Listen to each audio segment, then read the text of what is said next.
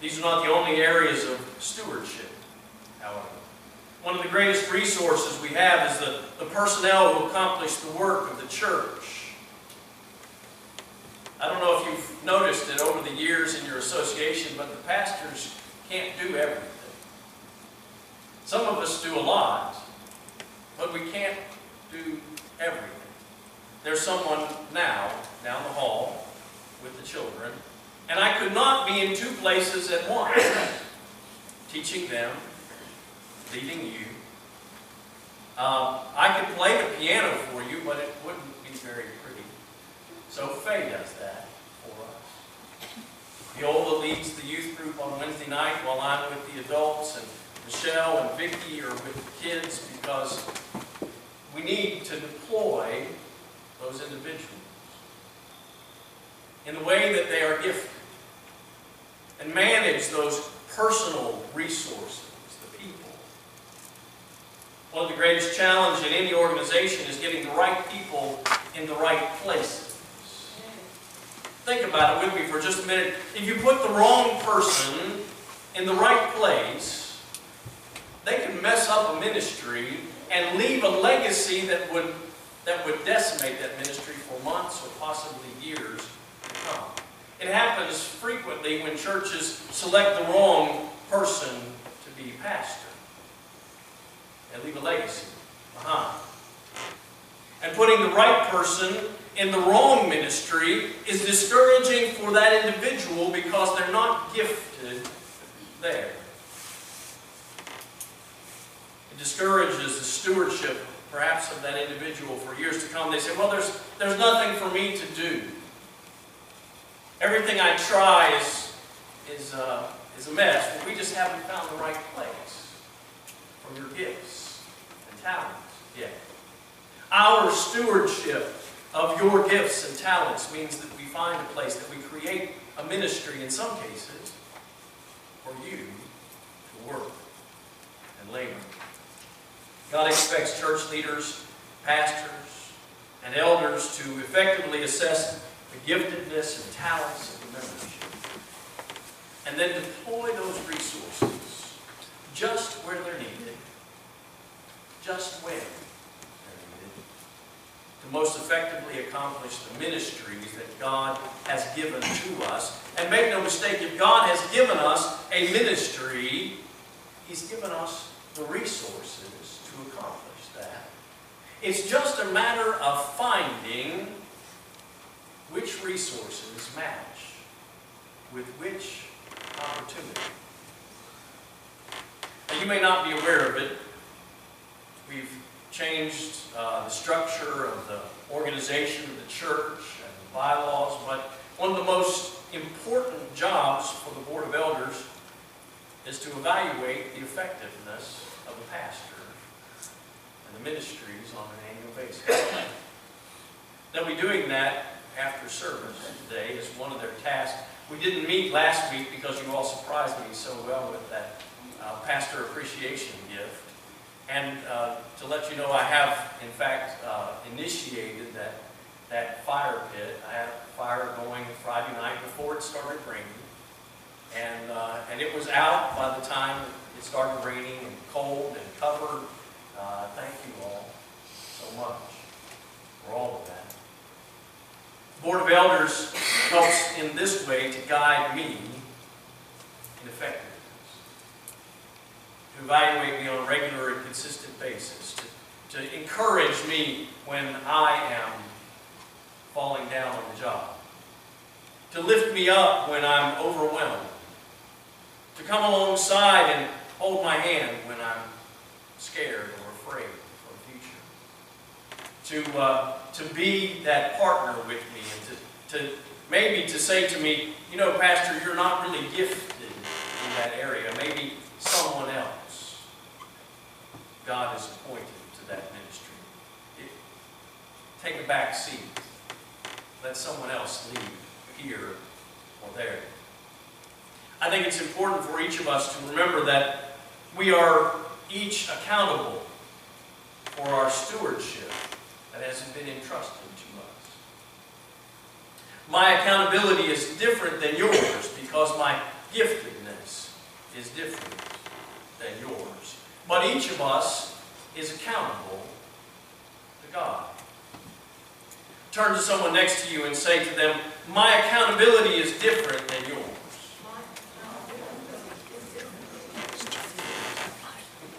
It's true, isn't it? The person sitting next to you is different than you.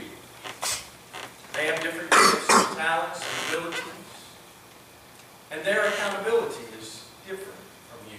If we try to gauge each other by the accountability that is placed on us, we'll all fail. But if we allow the accountability of the other person to be between them and God, and how well they're using their gifts and talents, how good a steward they are of what has been given to them, then we'll understand better each other. God can only hold us accountable for that which has been entrusted to us. Turn to your neighbor again and say, God will hold me accountable. Too often we want to say, God will hold you accountable. We have to look in the mirror and see that God will hold me accountable. Look with me in Matthew chapter 25, verses 14 and 15 for us to begin.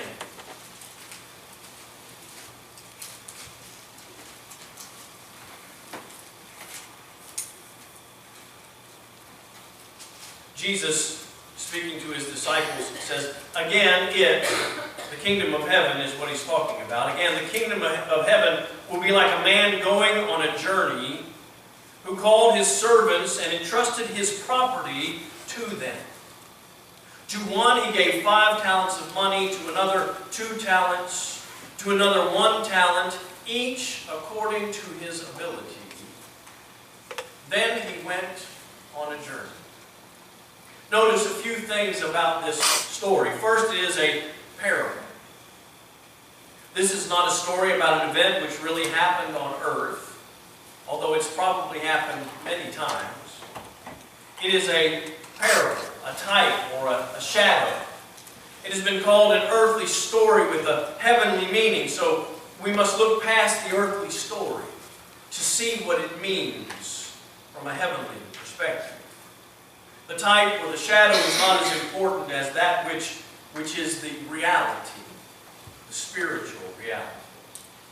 Second, notice that the servants were entrusted with the property of the master.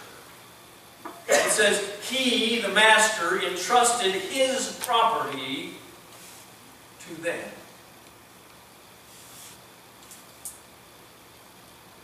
This action of the master essentially appoints these servants as stewards. A steward does not manage his or her own things. A steward manages for others. When you put your money in the bank, the officers of the bank become stewards for your money. They are caretakers of it. They watch over it. They invest it. They bring back a return on it. The deposits are not theirs personally.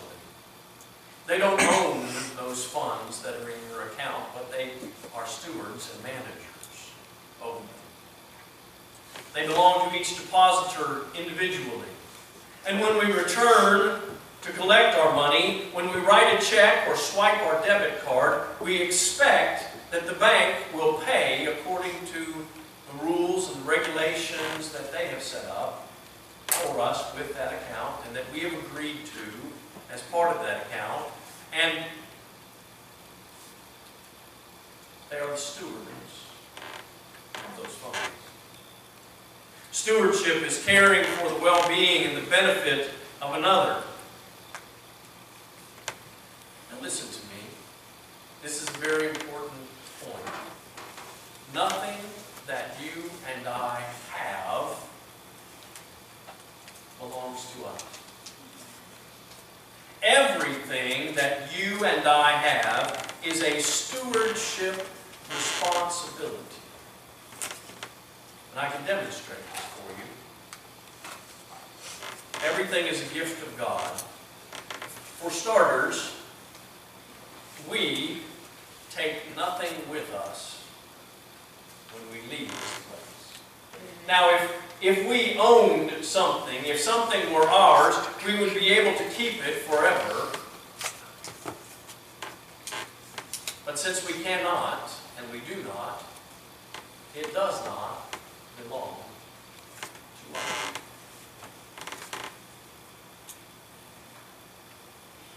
God owns it all. It was true in the ancient world that those who were indentured as servants owned nothing. Nothing that they had was their own. Even the clothes on their back belonged to their master. It is true with us as well. The Scripture says about us as human beings that we will be slaves either to sin or to righteousness. In the one case, even as slaves to sin, we still don't own anything. It does not belong to us. We still cannot take it with us when we die. And in the case of righteousness, God manages all of it. He owns all of it, but He uses it for our benefit. And sometimes He gives us a portion that we may be stewards over. Third, you will notice that the master specifically gave to each servant a gift according or in proportion to their ability. And then He left. God will not give us more than we can handle in the realm of temptation, and He has promised that we would be able to bear up under the temptation or be able to escape from the temptation. And in the realm of stewardship, the parable shows it is true as well. God will not give us more than He thinks we can steward and care for and care about. And if you have been given much, it means, frankly, that God trusts you a lot. That He has great confidence in you. And if you have been given little, it does not mean that you cannot show yourself to be a good steward, but rather that if you show yourself to be a good steward of this, later on in the parable, God gives those who were good stewards more and more because they have demonstrated themselves to be there. Look at verse 16. Matthew 25, verse 16. It says, "The man who received 5 talents went at once and put his money to work and gained 5 more. So also the one with the 2 talents gained 2 more. And the man who had received the 1 talent went off, dug a hole in the ground, and hid his master's money." Note the difference here between the servant who received the 5 and the servant who received the 1. The servant who received the 5 took ownership, even if it were only temporary, and he took his money, that which was entrusted to him, and invested it. And the one who was fearful took the master's money. It's not mine. I better be careful with that. I don't want to misuse that, abuse that, lose that, and bury it. In a sense, for the one who took his money, it was in his charge. It was under his care. He had the power to increase or decrease or squander those resources. The servant who had the least buried the master's money. Each of us needs to take responsibility for that which is given to us. To take heart the value and the responsibility that God has entrusted us with as stewards.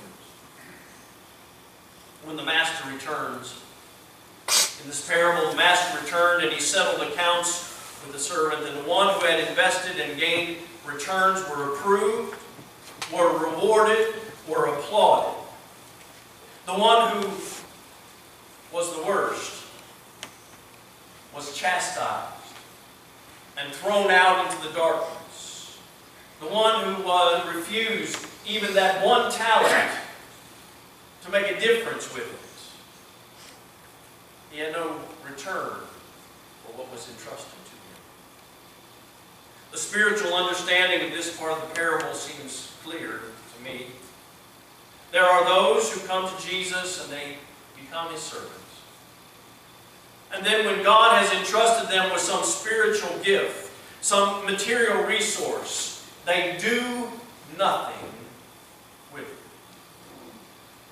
For these Christians, for these servants of God, I think it would have been better for them to have never become a believer. To have known the richness of God, and then, when there was no fruit, they were cast out into darkness like those who had never known the blessings of God. They knew that God harvested where He did not sow, and yet they refused to use their gifts. You say, Pastor, who am I? Who am I that God would give me anything? Who am I? I don't have any gifts. I don't have material possessions. I don't have anything of worth to give to the Lord. And I want you to understand that these are lies from the devil. The devil wants you to believe that God has given you nothing. The devil wants you to believe that you have nothing to give back to Him or in service to Him. He wants to keep you unfruitful. He wants to keep you in fear of failure. He wants you to be paralyzed with feelings of incompetence and inferiority. Turn with me, if you would, to 1 Corinthians chapter 12. Paul talking about the gifts that God gives to the church. Verse 1, he says, "Now about spiritual gifts, brothers and sisters, I do not want you to be ignorant." In verse 4, he says, "There are different kinds of gifts, but the same Spirit. There are different kinds of service, but the same Lord. There are different kinds of working, but the same God works all of them in all men." Verse 7. "Now to each one is given a manifestation of the Spirit for the common good." Paul says, I don't want any of you to be uninformed or misinformed. To be uninformed is simply not to have the knowledge about what is important on the matter of spiritual gifts. Everyone needs to know about spiritual gifts. Everyone needs to be aware of spiritual gifts. Not only that, but everyone needs to know the right things about them. The wrong teaching may be worse than no teaching at all. The Spirit of God works in ways that we do not always understand. He has a variety of gifts, a variety of services, and He points to a great number of workings. You know, it's been said that no two snowflakes are exactly alike, and scientists have disproven that statement in recent years. They found snowflakes exactly formed like one another. But it's still true about people. There are no two people exactly alike. Even identical twins are not exactly like each other. Now, there may be one case.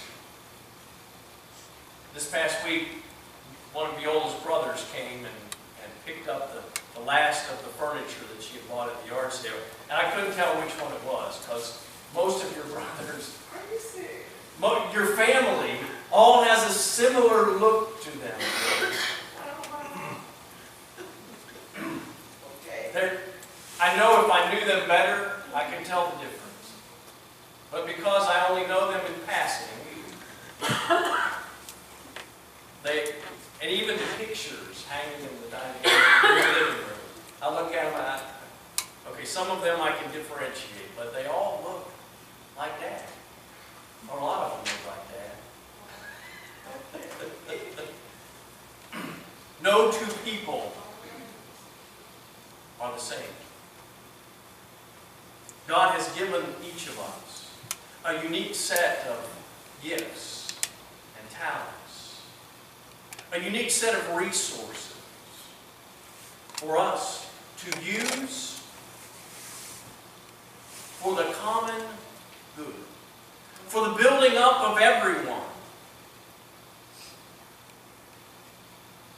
How wonderful it is. He's given you specific talents, abilities, resources that only you can use, a ministry that is assigned and unique to you. No one can do exactly what you do, exactly the way that you do it, because you are made differently from everyone else around you. You are gifted differently by Almighty God, and each gift, each talent, each ministry, however, is not just for you, but it's for the common good. After all, your talents are not your own. Your gifts are not your own. He's given them to you to steward for a time, and so that you can bring back a return to the kingdom by using those gifts. A word of warning and caution as well. If God has gifted you in a particular way, if He has called you to a particular ministry, use the gift. Engage in the ministry. The parable, the earthly story with the heavenly meaning, says if we refuse to do what He has called to us, we're like the wicked servant who buried that which was entrusted to you. You better believe that the story will be true for you as well. God expects you to produce fruit. John chapter 15, Jesus said that those limbs that are unfruitful are cut off and thrown into the fire.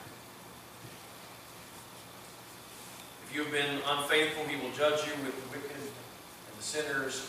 And yet, if you have been faithful, if you have taken those gifts and talents that He's given you, those resources that He has put under your temporary control, and you multiply the kingdom by using them, He will come and say to you, well done, thou good and faithful servant. You have been faithful with little. Now I give you much.